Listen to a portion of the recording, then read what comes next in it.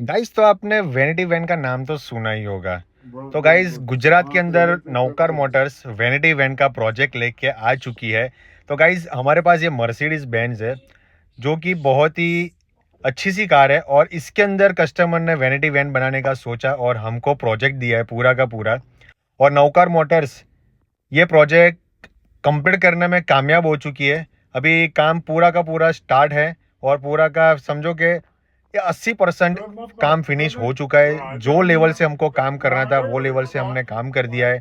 तो गाइस, आपको कोई भी गाड़ी हो, आपकी वैनिटी वैन बनानी हो, चाहे कि एम्बेसडर हो और मेटाडोर हो, बड़ी सी गाड़ी, टेम्पो ट्रैवलर, टाटा विंगर, अभी जो नई मॉडल आया है वो, जो, और मारुति इको का तो हम लोग पहले से ही काम करते हैं, बट अभी नौकर मोटर्स ने वैनिटी वैन, कैंपर वैन बनाना शुरू कर दिया है। तो गाइस, जिन जिन लोगों को काम करवाना है, अपने पास पुरानी गाड़ी पड़ी हो, उनको रीइंस्टॉलेशन करना हो, मॉडिफिकेशन करना हो, तो नौकर मोटर्स वर्क करती है।